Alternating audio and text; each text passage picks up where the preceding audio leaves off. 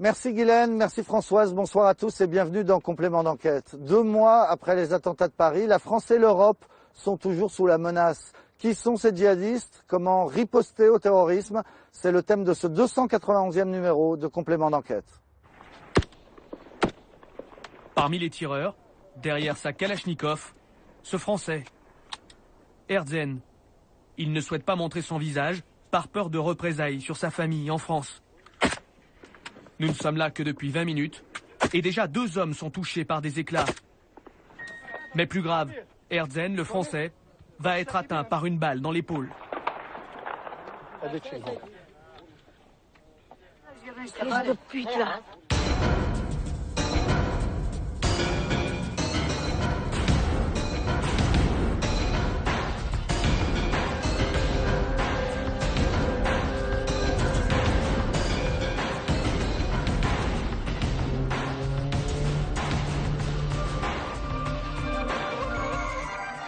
Et on retrouvera tout à l'heure ces Français qui sont sur la ligne de front au Kurdistan face à l'organisation État islamique.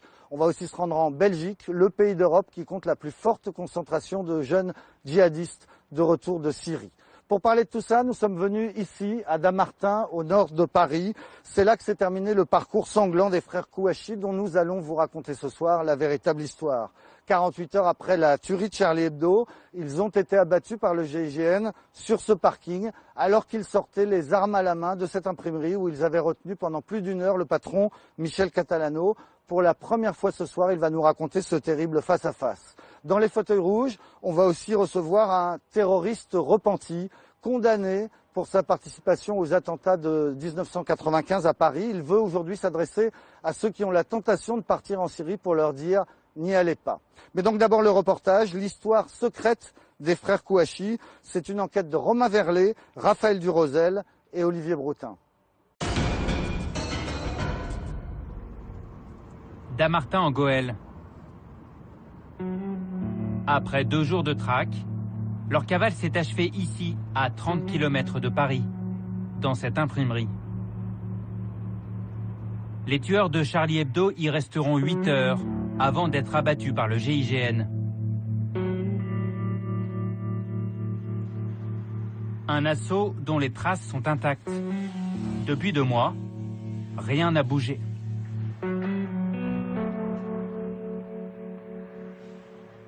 Ça y est, t'as ouvert la porte là? Ok, ça marche. Non, mais là, il n'y a pas besoin de la clé là. Il a fallu du temps à Michel Catalano pour accepter de revenir dans ses locaux, dévastés. Ce chef d'entreprise a été l'otage des frères Kouachi pendant plus d'1 heure. Il est le dernier homme à les avoir vus vivants.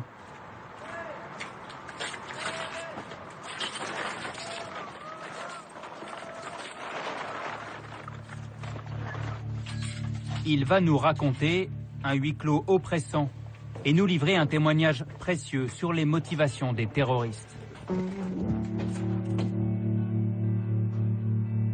voyez, il y a eu les impacts de balles qui sont un peu partout. Partout, les vestiges de la bataille finale entre les Kouachi et les gendarmes.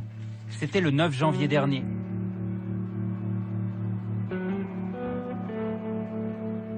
Il n'y a personne, à part vous, qui est rentré dans ici encore depuis les événements, en fait. Ça vous fait un truc, évidemment? À chaque fois, oui. Parce qu'en fait, aujourd'hui, quand on monte l'escalier, voilà, j'entends toujours le bruit. Donc oui, aujourd'hui, ça fait plus d'effet que les premiers jours. Ouais. C'est plus, pour moi, c'est plus compliqué. Ce vendredi matin, Michel Catalano comprend en une fraction de seconde qui sont les 2 hommes armés qui gravissent cet escalier. Devant lui, les terroristes les plus recherchés de France.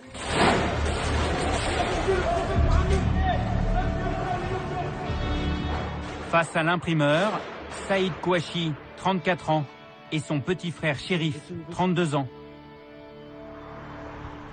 Ils ont commis 2 jours plus tôt l'attaque terroriste la plus sanglante depuis 50 ans en France. 12 personnes assassinées à l'arme de guerre en plein Paris.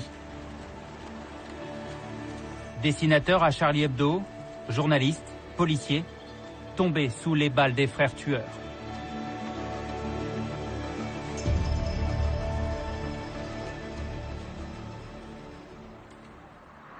Ce matin-là, dans les bureaux de l'imprimerie, Michel Catalano n'est pas seul.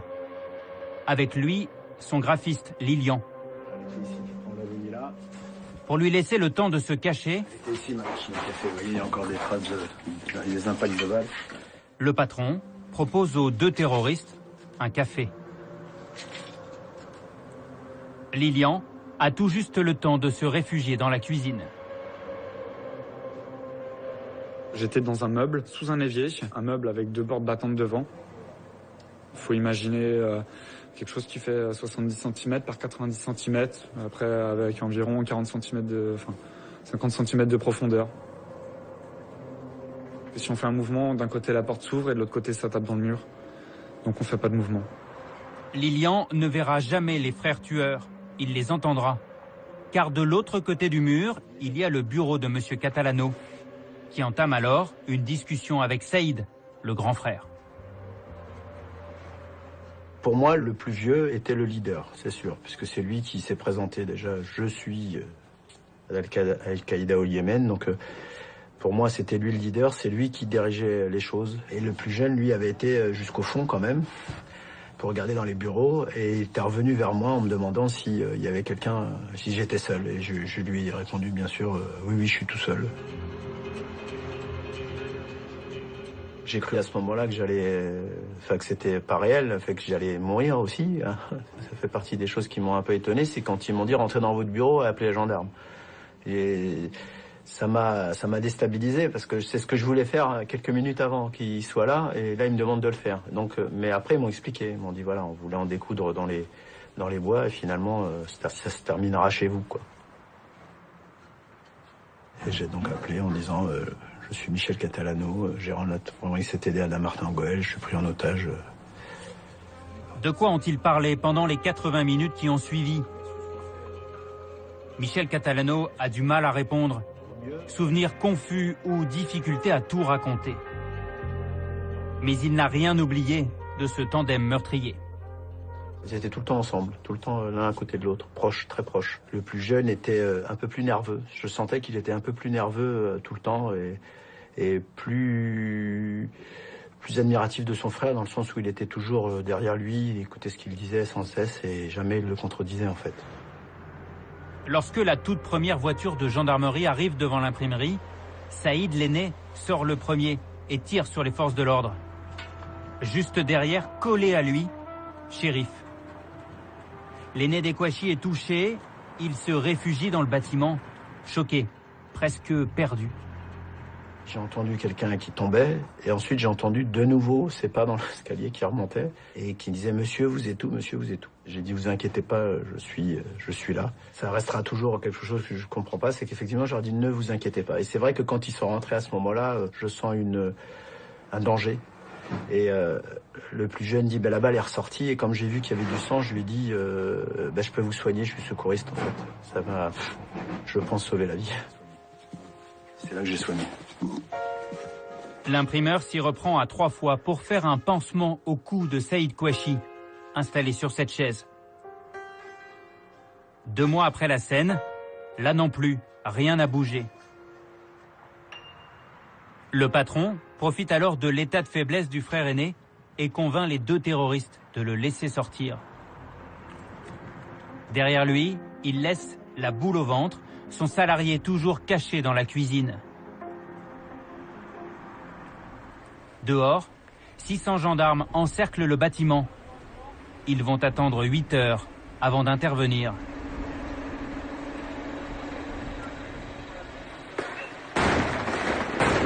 « 16h40, les frères Kouachi ouvrent le feu.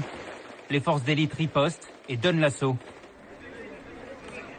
Quelques minutes plus tard, Lilian est délivré de son placard, sain et sauf.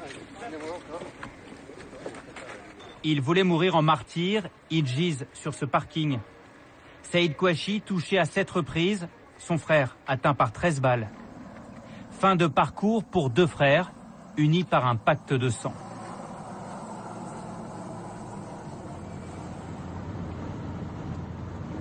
Saïd et Chérif Kouachi, 2 bombes à retardement que personne n'a su désamorcer. Itinéraire de 2 Français nés à Paris, 2 frères devenus terroristes. Pour raconter leur histoire, il faut emprunter les routes de Corrèze. Les Kouachi ont passé leur adolescence à Tréignac. À la mort de leur père, ils sont placés dans ce centre d'accueil, car leur mère est sans ressources. Pascal Fournier les accueille à la Fondation Claude Pompidou pour la rentrée 94. Voilà, donc l'établissement est là. Les chambres, effectivement, où était à l'époque le groupe où étaient les jeunes, est au premier étage de l'établissement. C'est une de ces chambres-là. Sincèrement, je ne me rappelle même plus dans laquelle exactement. Tout le mobilier a été changé, bien sûr. Ils n'étaient pas dans la même chambre? Non. Dans ce pensionnat, il y a toute la fratrie Kouachi. Les 2 aînés, mais aussi Aïcha et Chaban, le dernier. C'est ici qu'ils apprendront le décès de leur mère, restée à Paris. Durant tout leur séjour à la Fondation, la Fonda, les grands frères auraient été plutôt calmes. Souvenir de 2 jeunes, des gamins qui n'ont jamais, durant ces 6 années de prise en charge, posé de problèmes, comme on a pu le dire, ayant nécessité, je dirais, un signalement aux autorités judiciaires pour avoir commis des violences ou autres, comme sur des personnes telles que les jeunes de l'établissement ou des adultes qui les prenaient en charge. 2 adolescents, a priori sans histoire, qui vont en cours au collège Lacanal, à Tréignac. 2 jeunes, au profil très différent. Françoise Ronfet a été leur professeur de biologie. C'est Chérif, le cadet, qui l'a le plus marqué. Alors sur la photo, vous l'avez ici. Toujours le sourire, mais c'était un gamin très gai. Il n'y avait pas de problème avec ses camarades, il s'entendait très bien, il était très bien intégré. En 5e, il avait été délégué de classe, il avait été élu par ses camarades, et ça s'était très très bien passé. Et sur le plan scolaire, Chérif Kouachi? C'était un peu irrégulier, mais c'était convenable, disons. Et Saïd? J'en ai pas de souvenir, voyez. Tellement peu de souvenirs qu'il faut plusieurs minutes à Madame Ronfet pour retrouver l'élève Saïd Kouachi. Comment ça se fait, ça? C'est le moyen, Saïd, quand j'ai vu sa photo à la télé, ça me disait rien du tout.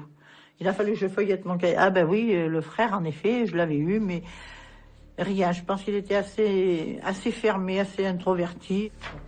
Si l'aîné est secret et réservé, Chérif, lui, est flambeur, passionné par les fringues, les filles et le foot. Le cadet voulait faire trembler les filets de son club. Il joue attaquant à la Chambray, un bon espoir même pour son président. Le meilleur, c'était Chérif, qui avait un peu plus de qualité. Son frère, un peu moins. Le Chérif, c'est vrai que c'était le ballon, lui. Hein. Il se donnait des challenges avec les copains pour celui qui marquait le plus de buts. Et lui, il avait envie de persévérer dans le foot un peu, c'est ça? Ouais, il disait, ouais, il aurait voulu progresser, être un peu plus... jouer à un niveau un peu plus supérieur, quoi. Et chez nous, il a joué en Ligue, en première, quand on était en Ligue à l'époque. Il a fait quelques matchs. Pour Chérif Kouachi, le rêve d'une carrière de footballeur professionnel ne dépassera jamais le cadre de ce club amateur de Corrèze. Des 2 frères, c'est toujours l'aîné qui semble le plus énigmatique, le plus insaisissable. Nous avons retrouvé un pensionnaire de la Fondation, un ancien ami de Saïd. Il nous a donné rendez-vous à Genève et ne tient pas à montrer son visage. Bonjour. Je suis ravi de vous rencontrer. Enchanté. Bertrand est venu avec son album photo et ses souvenirs d'enfant de la DAS. Il était avec Saïd en CAP hôtellerie à la fin des années 90. Donc là, c'est Saïd. Là, ils sont en train de dresser sur le concours du goût. Il était très respectueux des autres. C'était vraiment quelqu'un de très bien, très droit, très juste. C'était mon pote. Vous avez fait les 400 coups ensemble? Avec Saïd? Saïd, il faisait pas les 400 coups. Non. Il était très calme. C'était quelqu'un de très calme qui dégage. Il avait un certain charisme. Il dégageait vraiment du respect aussi. On est obligé d'avoir du respect pour lui. Puis je l'ai jamais vu embrouiller personne. J'ai jamais vu se battre avec quelqu'un. Une description qui jure avec la violence des attentats de janvier dernier. Mais un trait de caractère semble pourtant déjà bien présent chez Saïd. Une certaine force de conviction. À la Fonda, Bertrand partageait alors la même chambre que son copain. Et Saïd, c'était celui qu'on écoute. Saïd, c'était vraiment le chef de la famille. Si Saïd disait stop, c'était stop. C'était là aussi, je pense, beaucoup modéré Chérif, qui aussi partait pas mal en vrille. Il a beaucoup modéré, ouais, c'était le pilier de la fratrie, quoi. Il faisait sa prière une fois par jour. Il avait son tapis de prière, il avait son Coran, et puis il faisait sa prière. Tout seul? Tout seul, en général. Et est-ce que Chérif venait pour la prière? Non, j'ai jamais vu Chérif prier, ni avec un Coran. Il n'était pas du tout dans l'islam, Chérif, à ce moment-là. Depuis cette période, Bertrand n'a jamais eu de nouvelles de celui qu'il appelait son pote. Il a de nouveau entendu parler des frères Kouachi 15 ans plus tard. C'était il y a 2 mois. Choqué, l'ancien pensionnaire semble vouloir tirer un trait sur cette page de son adolescence. À la sortie de leur foyer en 2000, rien n'indique que les Kouachi vont se radicaliser. Mais ils vont rencontrer, au fil des années, 4 hommes qui vont rapidement les influencer. Mohamed, un oncle charismatique, très porté sur la religion. Farid Benietou, le recruteur des filières des Buttes Chaumont, leur quartier. Il leur présentera Boubaker El Hakim, qui deviendra l'un des stratèges de Daesh. Et puis il y a Jamel Begal, l'un des mentors de l'islam radical en France. Le premier à refaire parler de lui, c'est Chérif. Comme son frère, il enchaîne les missions d'intérim. Poissonnier, livreur de pizza et rappeur à 16 heures. Mais en 2005, à 23 ans, il est impliqué dans la filière des Buttes Chaumont, dirigée par son ami Farid Benietou. Arrêté alors qu'il s'apprêtait à monter dans un avion pour l'Irak. Un aller simple pour le djihad. Il est soulagé d'avoir été arrêté par les services de police, car il était à peu près persuadé que s'il allait véritablement en Irak, il n'en reviendrait pas vivant. Avocat commis d'office à l'époque, Maître Olivier a rencontré son client plus de 30 fois. Mais il a vite compris la dérive de Chérif Kouachi.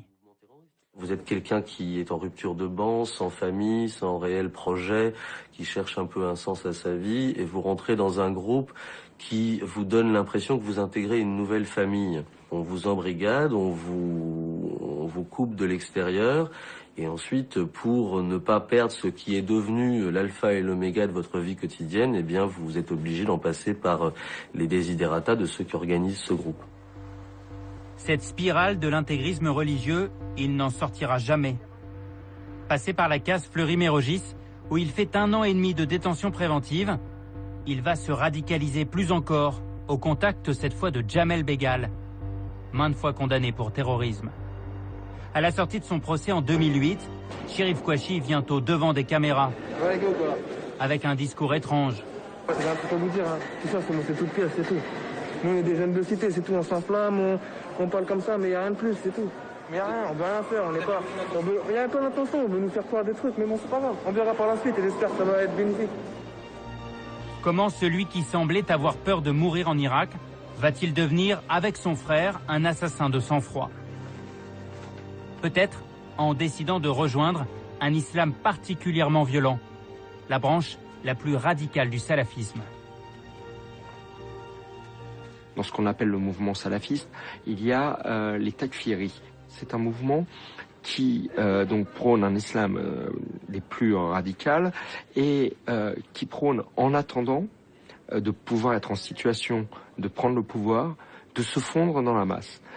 C'est le mouvement qui justifie, alors c'est pas le seul, mais c'est celui qui fait vraiment de la taqiyya, l'art de la dissimulation, sa doctrine.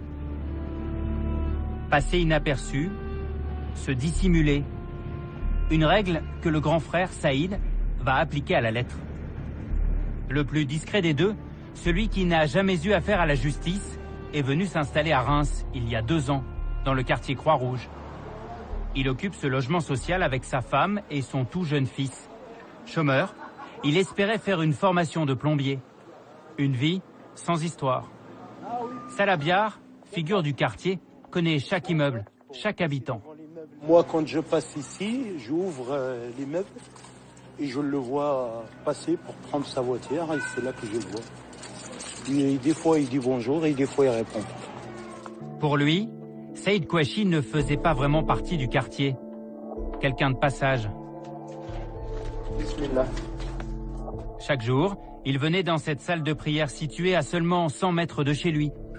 Là encore, en toute discrétion. Quand il termine la prière, il y en a qui mangent, ils boivent un thé. Lui, il partait tout le temps. Lui, il partait tout le temps. C'est pas quelqu'un qui reste, qui discute avec les gens. Non, il n'y a aucune discussion. Un comportement fuyant qui fait de Saïd Kouachi un fidèle invisible. Une maîtrise de la dissimulation qui lui permet de voyager comme un passe-muraille.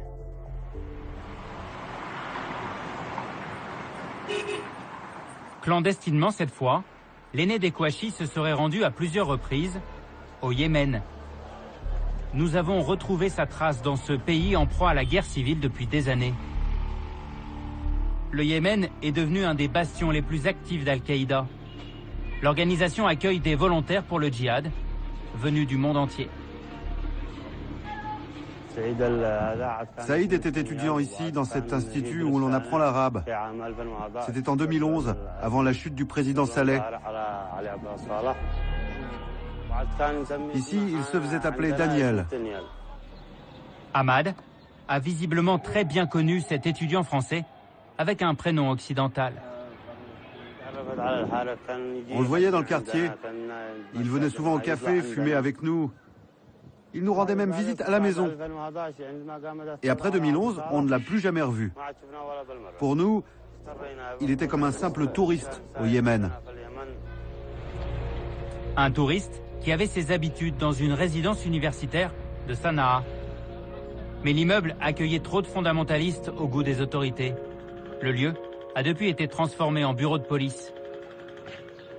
Kouachi serait venu à plusieurs reprises, en 2010, en 2011, à l'hôtel cette fois, au Daoud, au cœur de la vieille ville. Il aurait passé plusieurs nuits dans une chambre comme celle-ci. C'est du moins ce que raconte Ibrahim, le réceptionniste. Je ne le connais pas très bien, mais oui, il est déjà venu. Mais je le connais pas plus que ça. Lors de ses séjours au Yémen, le Français ne se serait pas contenté de perfectionner son arabe. Il aurait également appris le maniement des armes loin de la capitale, dans le désert près de Marib. Une région dont est originaire le chef tribal, Mohamed Al-Kiaro. Là-bas, il y a des fermes qui échappent au contrôle du gouvernement. Les terres sont immenses et il n'y a aucune présence de l'État. Ce sont des régions très peu peuplées. Après avoir appris l'arabe ici, il est allé à Marib. C'est là qu'il a rencontré Ali Al-Awlaki. Saïd Kouachi aurait donc rencontré le Ben Laden d'Internet, Al-Awlaki, tué par un drone américain en 2011. L'idéologue a créé cette revue qui avait lancé une fatwa contre le dessinateur de Charlie Hebdo, Stéphane Charbonnier, alias Charb. Al-Qaïda accueille ici des Yéménites, des Arabes, des étrangers. Il les prépare psychologiquement, les entraîne à manier des armes, des explosifs. Il les forme dans tous les domaines. Après, ils sont opérationnels et peuvent frapper n'importe où. Se revendiquer d'Al-Qaïda au Yémen, c'était l'obsession des frères Kouachi, après la tuerie de Charlie Hebdo. J'ai été envoyé, moi, Chérif Kouachi, par Al-Qaïda du Yémen. Je suis parti là-bas, c'est Cheikh Anwar Al-Awlaki qui m'a financé. Est-ce leur entraînement au Yémen qui en aurait fait des terroristes au sang-froid? Capables de revendiquer publiquement le massacre qu'ils viennent de commettre, avant de recharger tranquillement leur kalachnikov sur le toit de leur voiture. Capables aussi de faire reculer la police en plein cœur de Paris. Les Kouachi sont morts à 32 et 34 ans, en laissant derrière eux leurs secrets et les zones d'ombre de leur parcours. L'enquête ne fait que commencer.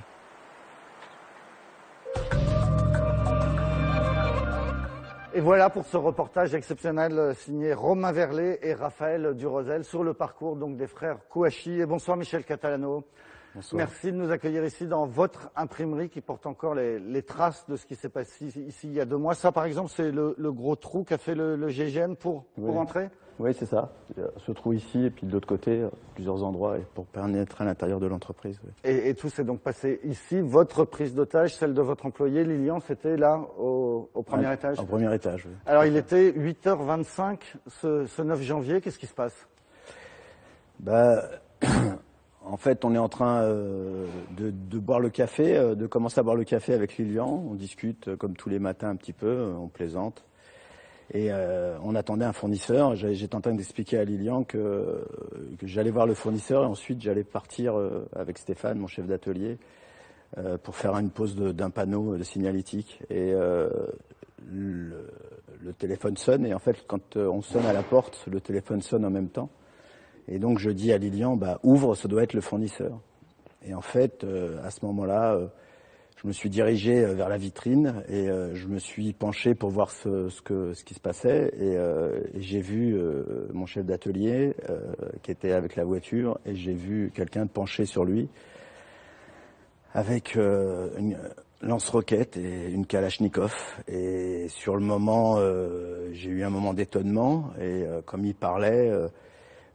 et que ça prenait un peu de temps, ça m'a permis effectivement de tout de suite revenir vers Lilian et lui dire écoute Lilian, ils sont chez nous, il faut que... Donc vous saviez que c'était eux, quoi, vous n'avez pas de doute. Et quand j'ai entendu la porte se claquer en bas, c'est vrai qu'à ce moment-là, j'ai senti qu'il fallait vite faire quelque chose, donc j'ai dit à Lilian tout de suite de se cacher, d'éteindre son portable, ce qu'il n'a pas fait, finalement c'était plutôt bien pour la suite, et du coup j'étais vers eux, et là je crois que effectivement ça a été un moment assez fort, puisque j'ai...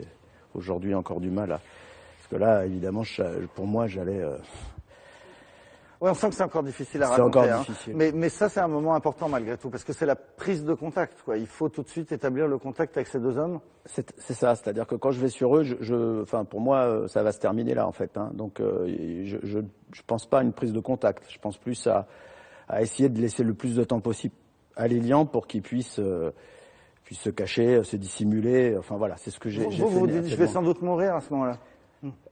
C'est ce que je pense en tout cas, oui. C'est pour ça que, à ce moment-là, c'est ce que j'ai. C'est pour ça que, à partir du moment où j'ai commencé à discuter avec eux, enfin, à partir du moment où ils étaient face à moi et qu'ils m'ont parlé, c'est une autre histoire qui commence en fait. Parce que pour moi, tout se terminait au moment où j'ai dit à Lilian de se cacher.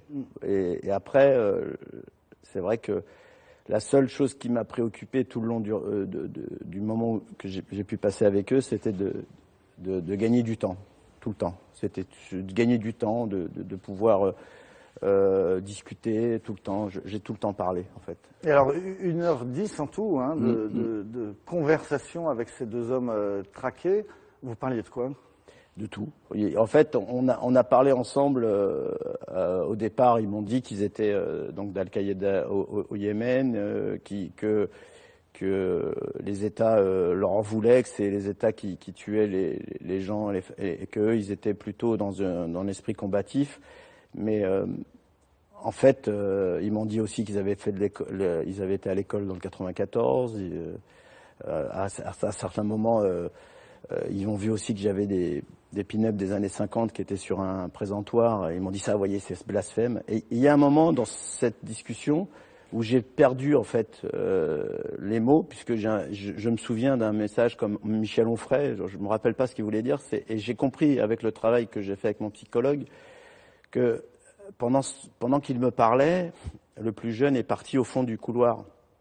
Et en fait, je l'ai vu partir, et mon esprit était vraiment concentré essentiellement sur lui, en fait. Et j'écoutais plus le... Donc eux, ils vous parlaient du philosophe Michel Onfray. Et je sais pas pourquoi. J'ai entendu ça, mais moi, j'étais vraiment...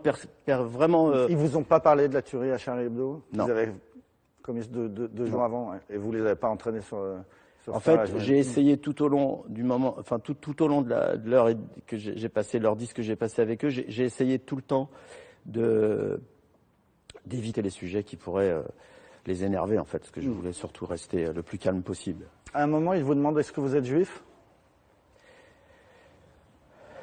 Oui. Oui. Et votre sentiment, c'est que si vous aviez répondu oui, il vous aurait tué? On ne sait pas. On ne sait pas, c'est-à-dire que vous savez, c'est un peu compliqué, mais j'ai senti qu'à ce moment-là, il y avait une forme d'agressivité, et c'est vrai que je pense que ça aurait pu être effectivement basculé. Alors donc 3 fois vous demandez est-ce que je peux partir, donc c'est ce que vous venez de nous dire. La 3e fois, enfin, ils vous disent ok, barre-toi, comment ils disent, non, barrez-vous? Non, ils me disaient allez-y, allez-y. Allez-y. Donc moi du coup, je l'ai fait, c'est-à-dire je me suis retourné, j'ai marché dans le couloir. Là, il y a un dilemme terrible, hein. C'est terrible ce moment où ils vous disent partez, c'est presque le pire peut-être pour vous. Effectivement, il y a le dilemme de se dire mais qu'est-ce que je fais? Est-ce que je leur dis que Lilian est là ou pas là? Et quand j'ai entendu qu'il récupérait sa Kalachnikov, je marchais normalement. Je me suis dit si j'ai pris le tournant pour descendre l'escalier et là j'avoue que j'ai dit si je mens, peut-être que ça va changer les choses. Et en fait, c'était plus raisonnable de faire ce qu'il vous disait, c'est-à-dire de sortir, sauf que laisser votre jeune employé derrière, c'était insupportable. C'était insupportable. Ça a été pour moi une souffrance énorme quand on est sorti. Quand j'ai été mis en sécurité, ça a été une souffrance parce que pour moi, c'était la question, c'était est-ce que j'ai bien fait? Les hommes du GIGN vous ont dit vous avez raison, vous avez bien fait de sortir. Hein. Le père de Lilian aussi, vous avez dit vous avez raison. Ça m'a fait du bien, oui. Ça m'a fait du bien, beaucoup de bien. Quand il est arrivé pour me le dire, ça m'a fait beaucoup de bien. Donc il vous l'a dit, et puis les faits vous ont donné raison, puisque heureusement... Et Lilian, quand il est sorti, qui m'a dit vous m'avez sauvé la vie, ça a été pour moi... un soulagement parce que c'était un questionnement. Puis bon, après, à ce moment-là... Mais ça a été très long quand même. Entre votre sortie et l'assaut, il s'est passé presque 8 heures que vous avez passé avec le GIGN? Alors, en fait, je suis sorti, devait être 10h, 10h15, je crois, de ce que je m'en rappelle. Et en fait, jusqu'à 17h, l'attaque, effectivement, ça m'a permis aussi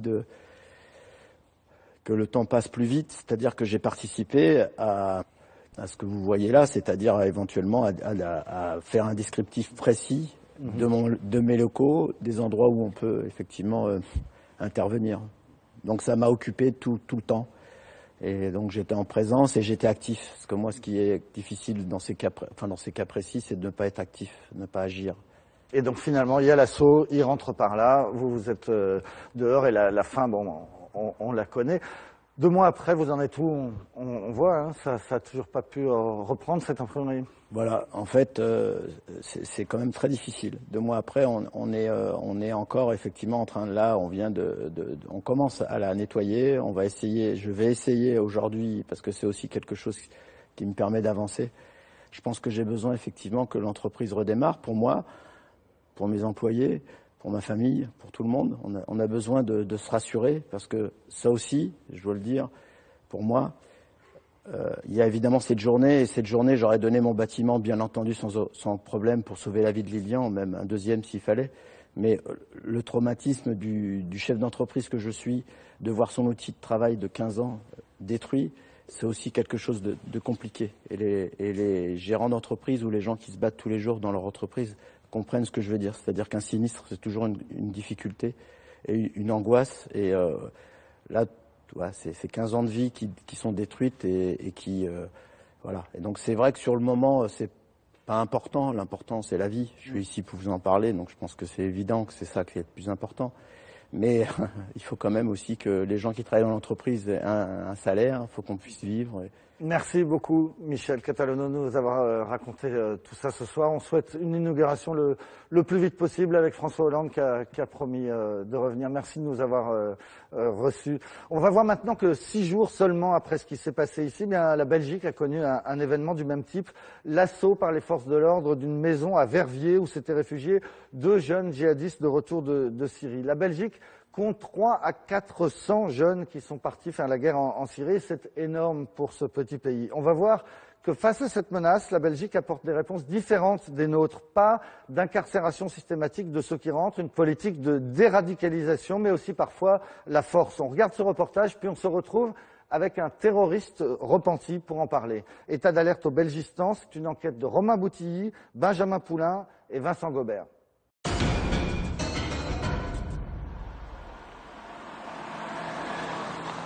En ce jeudi 15 janvier, il est 17h40. Un début de soirée banal dans le centre-ville de Verviers. À l'heure où les habitants reviennent du travail, au premier étage de cet immeuble, rue de la Colline, Frédéric Haussmann vient de regagner son studio. Je bricole comme à l'habitude, et puis tout d'un coup j'entends des grosses détonations. Et je laisse tomber mon travail, je suis assez secoué parce que les fenêtres tremblent et tout. Puis je me dirige automatiquement vers la fenêtre, quoi. En bas de chez lui, une scène de guerre vient d'éclater. Et ça se passe là, juste en face de chez moi, les fenêtres brisées, deux grosses détonations, puis des rafales de fusils d'assaut, j'imagine. Puis de nouveau un recul massif des troupes, et puis une très grosse explosion au rez-de-chaussée, un début de feu, une explosion tellement puissante que j'ai eu un mouvement de recul, et je me suis dit c'est pas possible ce qu'il se passe. À ce moment-là, j'ai pris mon appareil photo. Aux premières loges, le riverain immortalise la scène, à 30 mètres sous sa fenêtre. Les grenades viennent d'enflammer l'appartement. En file indienne, les forces spéciales belges, épaulées par le GIGN français, lancent un assaut surprise. Après 10 minutes de tirs nourris, ils abattent 2 terroristes présumés, 2 combattants belges à peine rentrés du djihad.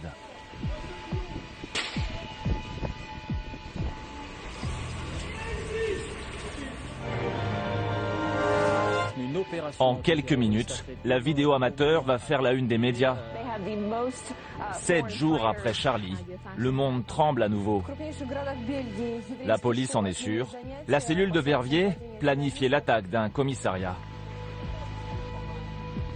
Ce groupe était sur le point de commettre des attentats terroristes d'envergure en Belgique, et ce de manière imminente.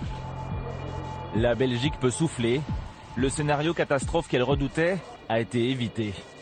Le premier attentat sur son sol, perpétré par des Belges de retour de Syrie.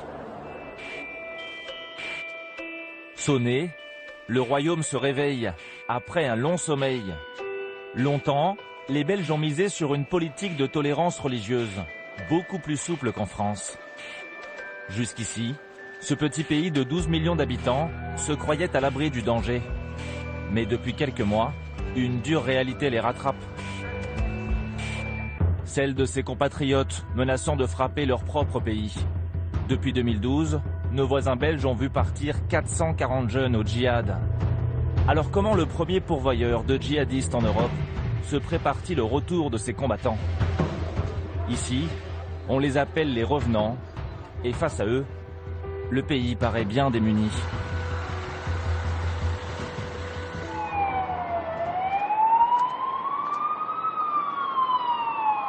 Un mois après Verviers, la Belgique vit son plus grand procès pour terrorisme. Sous haute sécurité. Sous l'œil des caméras, une autre filière de combattants djihadistes. C'est le verdict très attendu du procès Sharia for Belgium. Ce groupe d'islamistes est accusé d'avoir organisé l'envoi de dizaines de combattants vers la Syrie. Sur les 46 accusés, 8 sont présents ce matin. Des revenants qui comparaissent libres. Comme Younes, 27 ans. Pour la télévision française, dans quel état d'esprit êtes-vous? On verra après le verdict. Tendu, le jeune converti risque 5 ans ferme. Son djihad n'aura duré qu'1 mois et demi. Il jure n'avoir jamais combattu. Juste jouer les petites mains pour l'État islamique. Mais en ces temps de psychose post-attentat, beaucoup, lui y compris, s'attendent à une sanction exemplaire, la prison.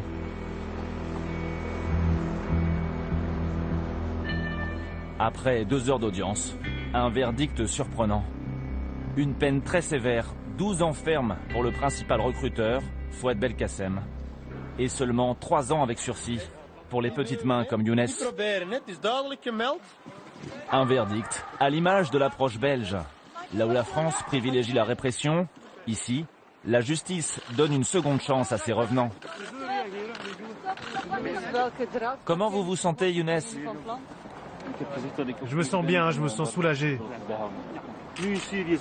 Les revenants de Syrie comme Younes, qui n'ont pas de sang sur les mains, ils peuvent rentrer. Ils peuvent recommencer une nouvelle vie. Ça montre que la société belge leur est ouverte. C'est un signal très important. Mais en le libérant, la justice prend peut-être un risque. Est-ce que vous comptez tourner le dos à l'islam radical? Réponds quelque chose. Silence ambigu. Libre, Younes n'a plus de compte à rendre. Mais la police belge gardera un œil sur lui. Des cas comme lui, il y en aurait une centaine dans tout le pays. 110 revenants de Syrie, plus ou moins dangereux, dont les autorités ne savent pas trop quoi faire. Quelques villes tentent des expériences, comme Vilvoorde, au sud de Bruxelles. La commune s'est fait connaître pour son nombre impressionnant de départs en Syrie, 40 jeunes. Depuis, 8 sont revenus et ont déjà effectué leur peine. Pour les réinsérer, la ville expérimente un programme sur mesure. Chaque semaine, à la mairie, des réunions très discrètes qu'on nous a formellement interdit de filmer. C'est un sujet sensible aussi. Oui. Il y a des gens qui sont engagés, mais qui n'ont pas non plus l'envie d'être associés à travailler là-dessus. Donc, je préfère faire ça en toute discrétion.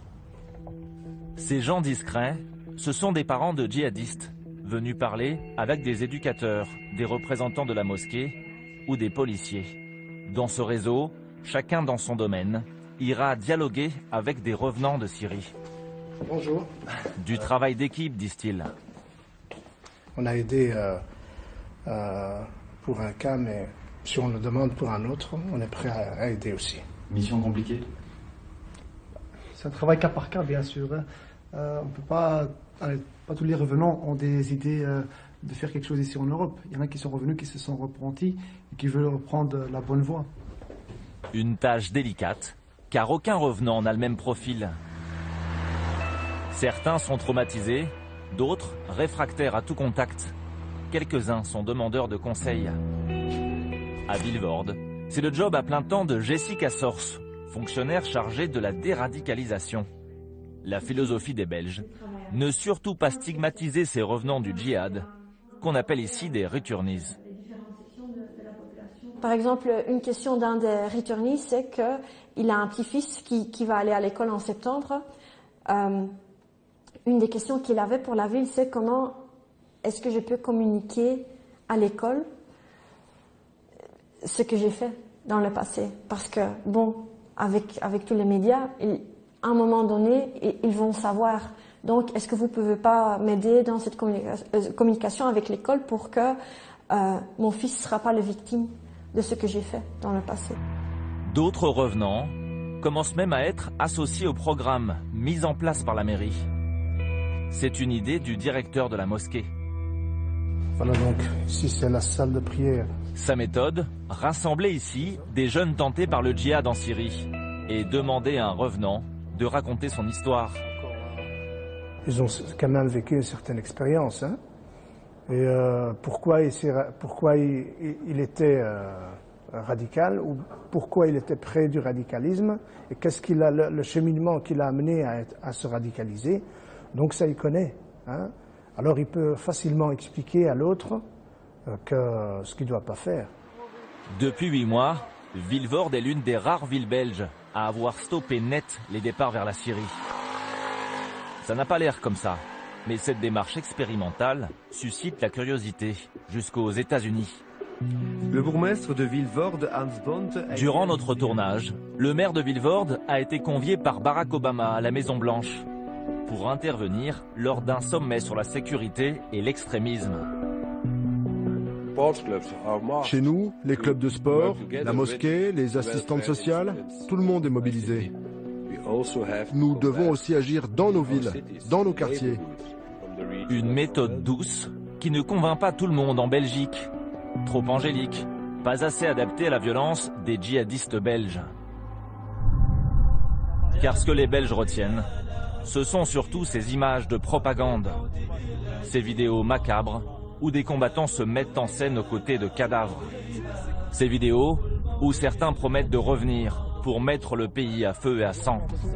Celui-ci affirme qu'ils reviendront avec un couteau pour couper les têtes des Belges et des Français. Intimidation ou réelle intention? Plusieurs djihadistes belges, joints par téléphone, affirment vouloir revenir en Belgique.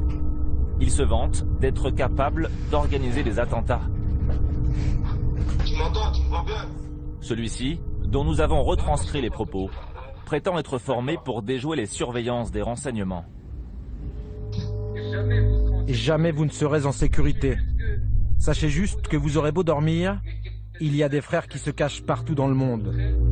Ils attendent juste qu'on leur donne l'ordre pour vous attaquer. Et vous pensez pouvoir passer à travers les mailles du filet? Vous savez, on n'a pas peur de la police ou des renseignements. On sait comment faire pour passer inaperçu.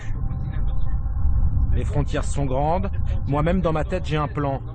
Si je pars, ça n'est pas possible qu'ils me retrouvent. C'est même impossible qu'ils sachent qui je suis.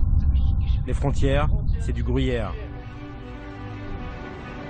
Ces retours clandestins sont devenus la hantise des autorités belges. C'est l'histoire de Sofiane Amghar, 26 ans, et Khalid Ben Larbi, 23 ans. Dans les suites des opérations anti-djihadistes menées en Belgique il y a tout juste une semaine. Ces deux djihadistes sont les deux terroristes présumés, abattus par la police à Verviers le 15 janvier dernier. Un mois avant, pour limiter les risques de contrôle, ils auraient emprunté la voie terrestre. Syrie, Turquie, Bulgarie, Allemagne, puis enfin, Belgique.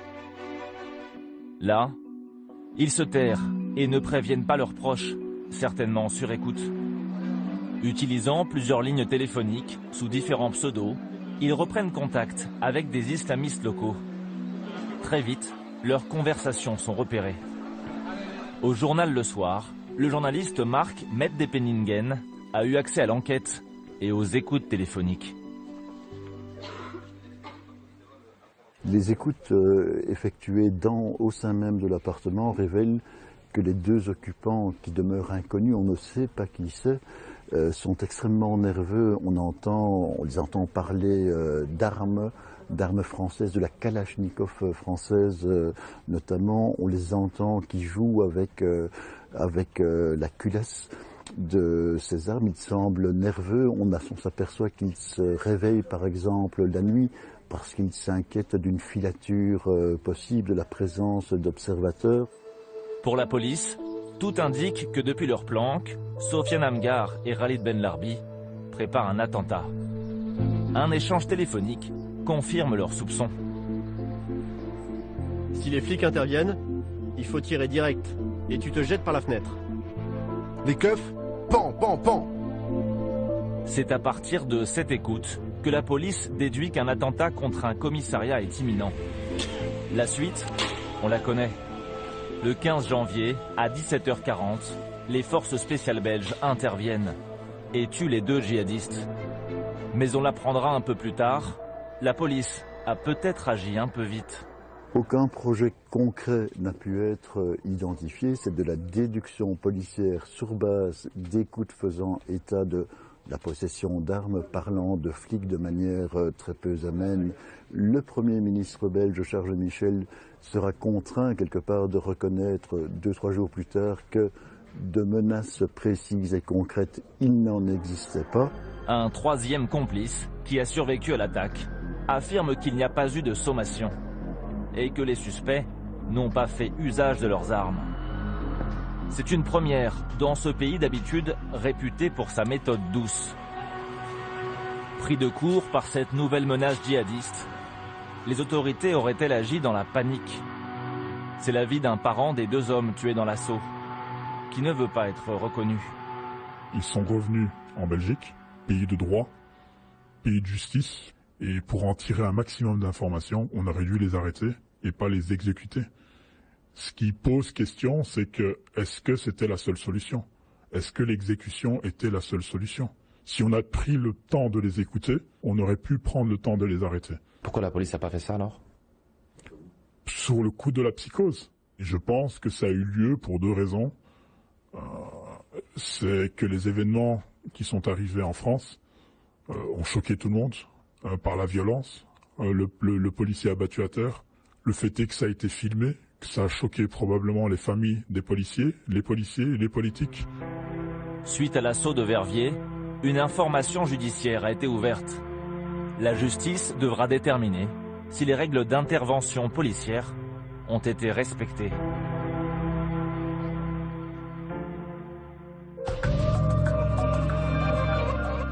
Et voilà pour ce reportage signé Romain Boutilly et Benjamin Poulain. On est toujours dans l'imprimerie de Dammartin, devant ce trou fait par les hommes du GIGN lorsqu'ils ont donné l'assaut il y a 2 mois. Et on se retrouve avec vous, David Vallat. Bonsoir. Bonsoir.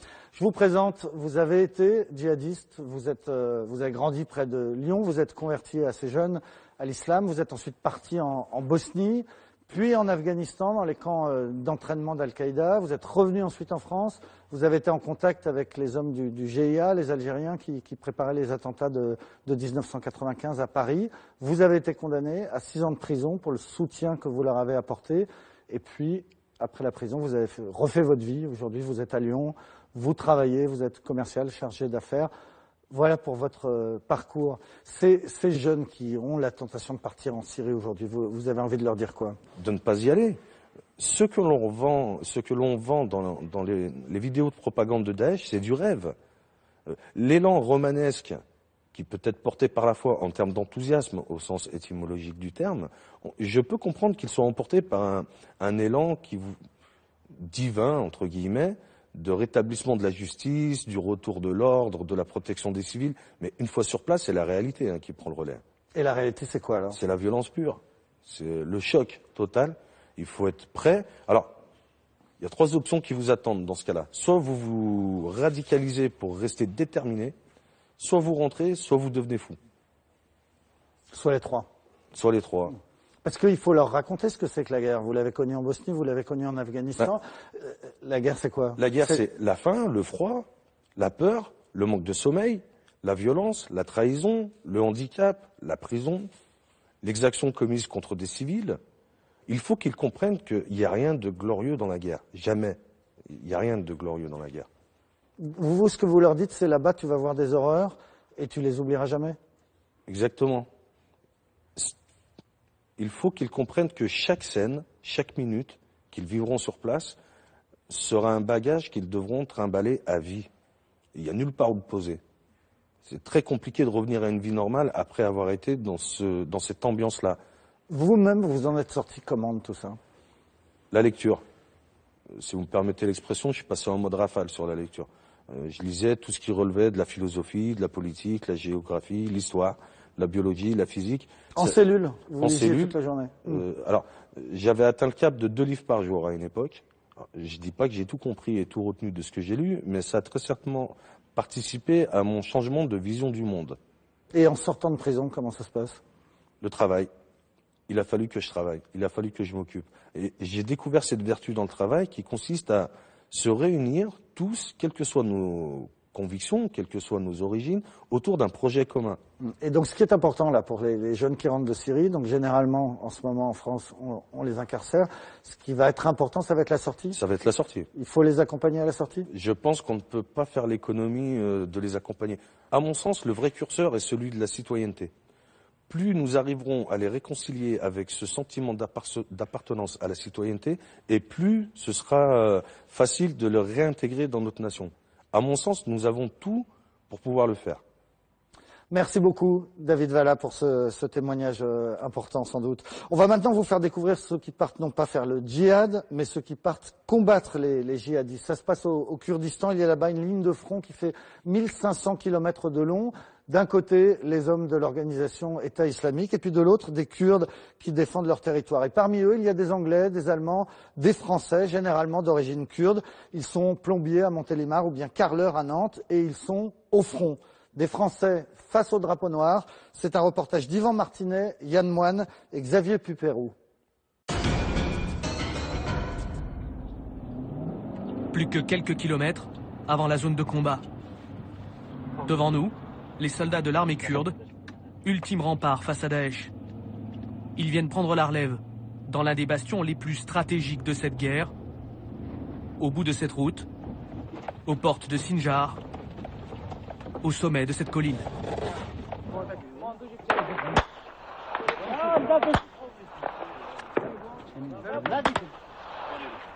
Vas-y, à toi.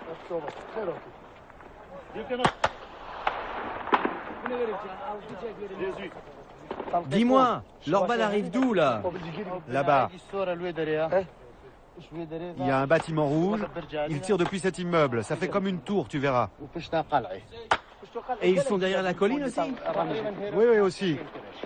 Ce gradé qui prend le pouls de la situation, le capitaine Semé. C'est avec lui que nous allons gravir la colline. Je vais y aller. Vous me suivez. Faites gaffe. Le plus dangereux, c'est près des réservoirs.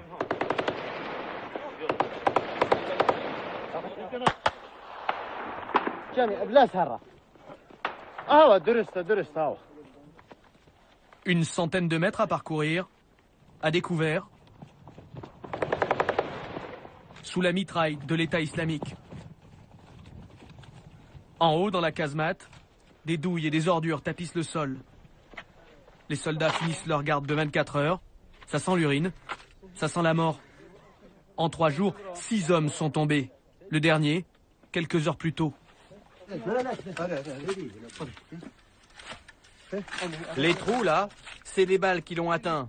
Regardez. Le coup provenait d'un tireur embusqué. Il y en aurait une quinzaine à 150 mètres environ. Pour les déloger, les Kurdes ripostent à l'arme lourde. Et s'ils bougent, le capitaine Semé ajuste son tir. Qu'est-ce que vous voyez là? Je vois une maison. Là, il y a un mouvement. Parmi les tireurs, derrière sa Kalachnikov, ce Français, Erzen. Il ne souhaite pas montrer son visage par peur de représailles sur sa famille en France. Nous ne sommes là que depuis 20 minutes et déjà 2 hommes sont touchés par des éclats. Mais plus grave, Erzen, le Français, va être atteint par une balle dans l'épaule.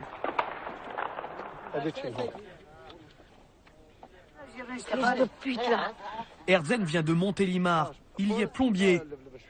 D'origine kurde, il a tout laissé en France pour venir combattre Daesh. La balle vient de lui transpercer le haut du bras. Amenez-moi un bandage, vite. La balle est rentrée par la meurtrière. La blessure est sérieuse. Va falloir évacuer, là. Regardez, là. C'est la balle qui l'a touché. Ce sont des bons tireurs. Vous vous demandez pas dans ce moment-là ce que vous faites ici? Non, mais je ne demande pas qu'est-ce que je fais ici. Je demande que je fais ça pour une cause, déjà pour mon pays. Deuxième chose, pour l'humanité. Parce que c'est pas des humains, ça. C'est pas des humains. Vous dites pas que vous seriez mieux en France dans ces moments-là? Je serai mieux en France, oui, c'est sûr, je serai mieux là. Mais d'ici, on est obligé de défendre d'ici en même temps que la France. Parce qu'on défend la France aussi, pas seulement d'ici. On va y aller parce que ça devient dangereux. Mais faites attention. Sans lâcher son arme, Erzen se résigne à abandonner le combat. Il est évacué vers l'hôpital le plus proche, à 3 heures de route d'ici. Qui sont ces Français qui partent combattre Daesh? La réponse, nous l'avons trouvée ici, dans l'ouest de la France. Amir, 33 ans, est l'un d'eux. Sa famille a fui l'Irak et le régime de Saddam Hussein quand il avait 8 ans. Il a grandi dans ces rues. Alors ça c'est le collège, quand je suis arrivé en France, dans les années 90, c'est là que j'ai étudié. C'est le collège de mon enfance, ouais. Qu'est-ce qui symbolise pour vous ce bâtiment? La liberté, pour moi, déjà, parce que sous le régime de Saddam, on n'avait pas le droit d'étudier. L'égalité, la fraternité entre tout le monde, donc c'est ça qui m'a marqué. Et puis oui, j'étais très bien accueilli. Aujourd'hui, vous vous sentez kurde ou français? Les deux. Les deux, mais plus français que kurde. Parce que j'ai vécu plus en France qu'au Kurdistan. Cet été, pourtant, quand Amir apprend que Daesh envahit le Kurdistan irakien, Il décide aussitôt d'aller se battre. Lui, le carleur. Alors, Sabri. Avec Sabri, Hadar et Hadji, ils partent en voiture. 3 jours de route. Au bout, la guerre. Là, c'était vraiment ma première journée sur place. Vous aviez déjà tenu une arme avant? Du tout. Là, c'était un kamikaze qui venait sur nous. Et le fils de général Bajad l'a abattu. Comme vous voyez, c'est des explosifs. Vous aviez peur de tomber nez à nez avec l'un de ces djihadistes de Daesh? Je pense que oui. Tout humain a peur. Surtout de ces barbares-là. Parce qu'on sait si on se fait arrêter par eux, si on est kidnappé, on sait comment ça va se terminer. Donc c'est humain d'avoir peur, je pense. Et là, avant de partir, Amir a dû expliquer à ses 4 enfants qu'il ne les reverrait peut-être plus. Ouais. Qu'est-ce que vous avez dit à vos enfants? Avant d'y aller? Oui. On s'est engueulé. Non, on s'est engueulé, ouais. Parce qu'elle voulait absolument pas que je parte. Ma fille qui a 11 ans, absolument, elle a conscience de la guerre, tout ça. Mais voilà, il fallait que nous, on bouge aussi. C'était pas aller se déplacer pour voir, non. Il fallait s'engager pour la cause de la liberté dans le monde, oui. Cette guerre pour la liberté, nous avons demandé à Amir de nous y conduire, d'être notre guide, pour y rencontrer ces Français partis affronter l'État islamique. Erbil, capitale du Kurdistan. En Irak, le Kurdistan est une province autonome qui dispose de sa propre armée. Ses soldats, les Peshmerga. C'est l'un d'eux qui nous accueille. Le capitaine Semé, le cousin d'Amir. Sous escorte, nous prenons la direction du front. Nous ne sommes qu'à 14 km de Mossoul, le fief de Daesh. Et là, donc, on arrive dans la zone de guerre. Hein. À partir de là, donc, il n'y a que des militaires, plus de civils qui peuvent pénétrer dans cette zone-là. Il y a quelques jours encore, la zone était contrôlée par les djihadistes. Bombardement de la coalition ou terre brûlée par Daesh. Autour de nous, la désolation. Seules les mosquées sont épargnées. Les villages encore debout ont été désertés. 1,5 million de Kurdes ont fui leur maison. Celle-ci est devenue le camp de base de l'escadron auquel appartient un combattant français. Il s'appelle Barwari. Lui non plus ne souhaite pas être reconnu. Les gens sont partis, ils sont laissés comme ça, là. Regarde, tout est dedans déjà. Et ils sont partis juste avec ses enfants. Des enfants, Barwari en a 2. Il est arrivé ici il y a 1 mois. Moi, je dors ici, là. Confort spartiate. Moi, je dors là. 3 par chambrée. Ils sont une dizaine dans la maison. Ça, c'est une chambre que les Peshmerga, ils sont... Barwari, 38 ans, est lui aussi d'origine kurde. En France depuis 2004, il est carleur à Nantes. 2 000 € de salaire mensuel, une vie confortable. Il a renoncé à tout cela pour se battre ici, bénévolement. Ça, c'est la salle de bain de famille et ils sont laissés comme ça. J'ai pas de problème en France, mais je suis quelqu'un travailleur. En France, vous avez une maison, vous avez un appartement? J'ai une maison que j'ai achetée et je l'ai bien installée. Vous avez la nationalité française? Moi, j'ai la nationalité française et ça, c'est mon passeport de République France. Et je suis fier que je suis un Français. J'ai une nationalité française. C'est pour la terre de ses ancêtres, pour les valeurs de la France aussi, que Barwari dit affronter la barbarie. Pour elle, qu'il se dit prêt à mourir. Là, on entend des coups de feu, c'est où? C'est les Daesh qu'ils font. C'est où? C'est là-bas, là, parce que tu vois, il y a un autre village là-bas, là. C'est les Daesh qui sont dedans, là. Vous y pensez parfois au risque d'être fait prisonnier? Moi, j'ai envie de mourir comme un Peshmerga dans la guerre. J'ai pas envie de quelqu'un qui, par exemple, je vois que je suis dans la main de quelqu'un qui joue avec moi, il fait tout ce qu'il voudrait, ou m'égorger, je sais pas quoi. Et moi, j'ai envie de mourir avec mon Kalachnikov, comme un Peshmerga, et dans la guerre. Si je vois, c'est pas possible, et c'est moi qui vais me tuer. Je laisse personne me tuer. C'est des drôles de pensées pour un carleur qui vit à Nantes. C'est vrai. À Nantes, on a besoin de vivre. À Nantes, les hommes, il faut qu'ils pensent à travailler. Des bons travailleurs. Et ici, il faut qu'ils soient vraiment combattants. Cette détermination et l'appui de la coalition font reculer Daesh. Depuis plusieurs semaines, les Peshmerga gagnent du terrain. Mais s'il est un endroit qu'ils doivent reconquérir, c'est ici, Tal Afar. L'État islamique y a fait main basse sur cette station pétrolière. Les combats ont duré toute la nuit. Lutte âpre, visage marqué. Les djihadistes ont tenté plusieurs assauts. C'était des kamikazes. Ils approchaient pour se faire exploser sur nous.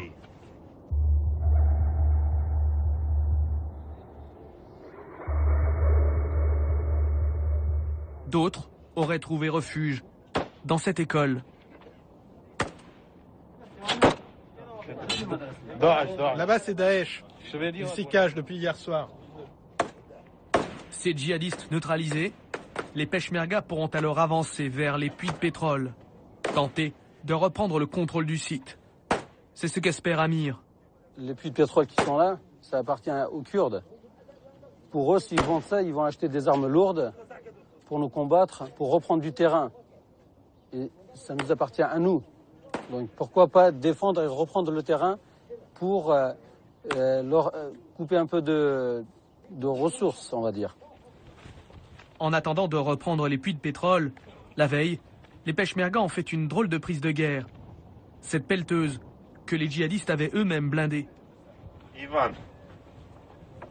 Regardez, ils ont posé ces plaques pour blinder les roues. Et ils ont blindé tout l'habitacle aussi, même les vitres. Quand les djihadistes lancent une opération kamikaze, ils envoient ce type d'engin pour dégager la voie de tout obstacle. Le camion suicide, chargé d'explosifs, est juste derrière. Pour se protéger de ces opérations suicides, tout le long du front, les Peshmerga creusent une interminable saignée, une tranchée sur 1100 km. La mission de Barzan, 35 ans, surveiller cette ligne du soir au matin. Lui est arrivé il y a 2 mois de Newcastle en Angleterre. Il y était poissonnier. Mes frères, eux, sont juste là-bas, pas loin. J'en ai 4. Et ils se battent tous? Oui. Il y a même mon père aussi. Mon oncle, lui, s'est fait tuer il y a 2 mois. La guerre en famille, tous logés sous cette tente. Je dors là, mais le jour seulement, parce que la nuit, il faut monter la garde. C'est toujours de nuit qu'ont lieu les attaques. Je vous présente mon père. Sur les 200 000 Peshmerga engagés dans cette guerre, selon l'armée kurde, 1 millier viendrait d'Angleterre, d'Allemagne, de France. On rentrera pas tant que cette guerre sera pas finie. Barzan est venu prendre les armes, inspiré par l'un des héros de cette guerre, le capitaine Semé, le cousin d'Amir, une star du lance-roquettes. À lui seul, il aurait fait sauter 3 blindés de l'État islamique. 15 jours plus tôt, le voici filmé par l'un de ses frères d'armes lors de la libération des villes de Dawas et Senoun.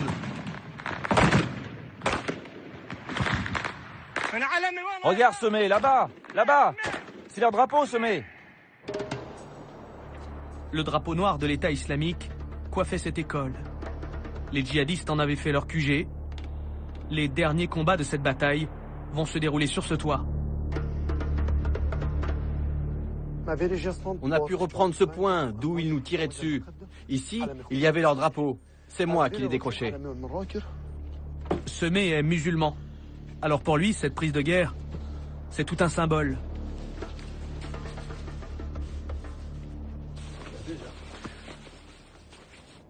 Il a fallu le retirer tout doucement. Il l'avait piégé avec du TNT.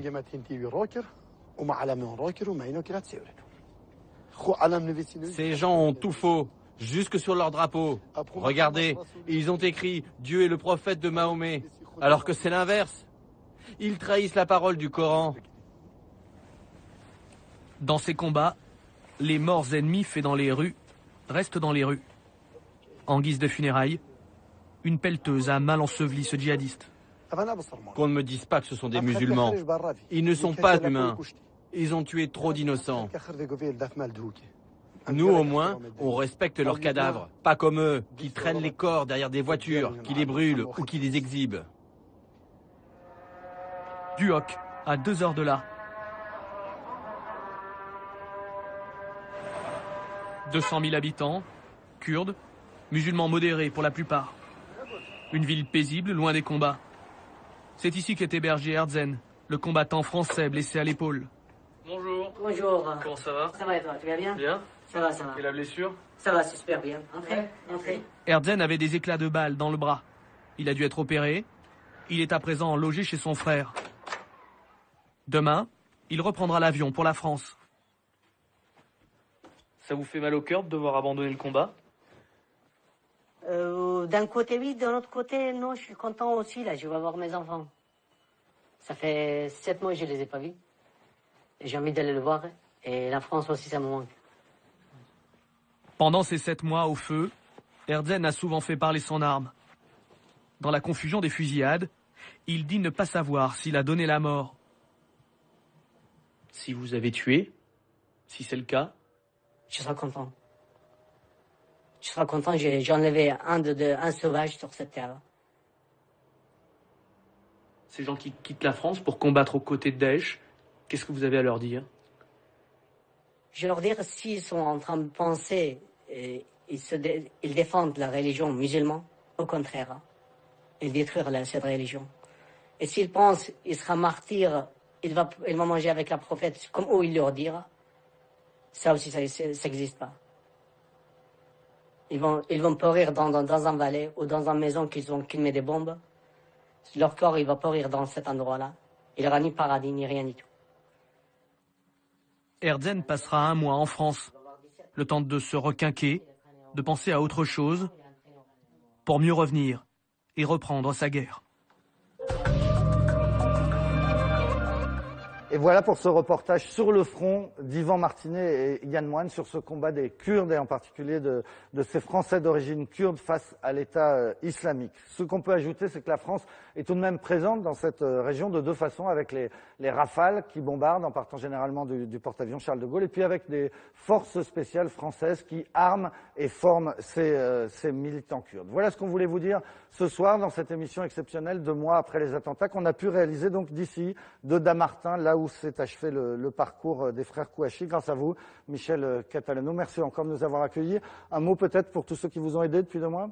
Oui, en fait, bien sûr, ma famille, parce que sans eux, j'aurais pas pu, dans les premiers jours, supporter ce que j'ai pu supporter. Et puis tous les courriers, les multiples courriers que j'ai reçus, toutes les personnes qui m'ont soutenu, et leur dire que c'est très important ce qu'ils ont fait pour moi et que les mots, tous les gestes de sympathie m'ont vraiment beaucoup aidé. Et nous, on vous remercie de votre accueil. Émission préparée par François Ducroux, Thomas Auro, Joël Bruandé et Clément Castex à la rédaction en chef, Caroline Durand à la préparation des plateaux, Philippe Lallemand à la réalisation. La semaine prochaine, des paroles et des actes, David Pujadas reçoit le ministre de l'économie, Emmanuel Macron. Tout de suite, musique sur France 2, c'est Alcaline.